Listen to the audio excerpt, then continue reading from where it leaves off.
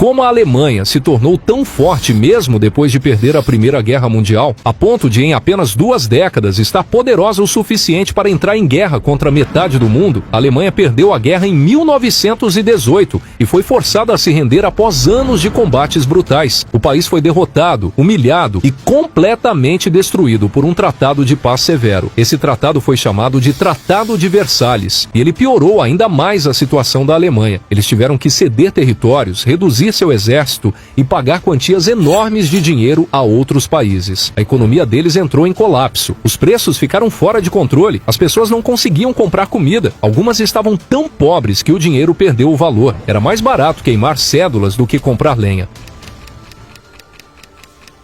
O mundo achava que a Alemanha estava acabada, mas então algo mudou. Em 1919, após o fim da Primeira Guerra Mundial, um novo governo chamado República de Weimar assumiu o controle da Alemanha. Durante o início da década de 1920, a Alemanha passou por um curto período de crescimento nas artes, na ciência e na cultura. Foi um tempo de criatividade, apesar das dificuldades econômicas. Mas, nos bastidores, algo mais estava acontecendo. Mesmo que o Tratado de Versalhes proibisse a Alemanha de reconstruir seu exército, os líderes alemães começaram secretamente a treinar soldados, já em meados da década de 1920. Para esconder isso, eles enviaram soldados para a União Soviética para treinar, longe dos olhos da Europa. Ao mesmo tempo, fábricas alemãs começaram a se preparar para o futuro, construindo em segredo armas e equipamentos militares. Então, em 1929, a Grande Depressão atingiu o mundo. A Alemanha foi duramente atingida. Empresas fecharam, pessoas perderam seus empregos e muitas famílias não conseguiam pagar nem por alimentos ou abrigo. Foi nesse momento que Hitler chegou ao poder, prometendo consertar tudo e tornar a Alemanha grande novamente. Assim que se tornou o líder, ele assumiu o controle total do governo. Ele aprovou leis para silenciar seus oponentes, controlou a mídia e garantiu que apenas sua voz fosse ouvida. Então, ele começou a trabalhar na reconstrução do país. O governo iniciou projetos de construção em massa, como rodovias, ferrovias e fábricas. Isso deu empregos a milhões de pessoas desempregadas e fez parecer que a economia estava melhorando. Ao mesmo tempo, Hitler começou secretamente a rearmar a Alemanha,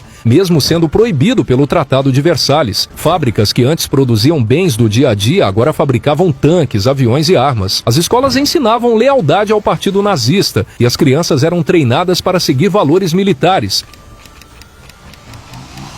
E em apenas alguns anos, do meio ao fim da década de 1930, a Alemanha parecia forte novamente, não apenas na economia, mas também no poder militar. Em 1935, Hitler reintroduziu o serviço militar obrigatório, construindo um novo exército em violação direta ao Tratado de Versalhes. Depois, em 1936, tropas alemãs marcharam para a Renânia, uma região no oeste da Alemanha. Foi um movimento ousado e ninguém o impediu. Ao perceber que o mundo permaneceu em silêncio, Hitler ficou ainda mais confiante. Em 1938, a Alemanha anexou a Áustria e uniu os dois países sob o regime nazista. Mais tarde naquele ano, ele voltou sua atenção para a Tchecoslováquia, exigindo uma região chamada Sudetos. Líderes mundiais, na esperança de evitar outra guerra, cederam às suas exigências. Cada passo tornava a Alemanha mais forte e mais agressiva. Em 1939, Hitler estava pronto para ir ainda mais longe, e foi nesse momento que a Alemanha invadiu a Polônia. E dessa vez, o mundo finalmente reagiu. E foi nesse momento que a Segunda Guerra Mundial começou oficialmente.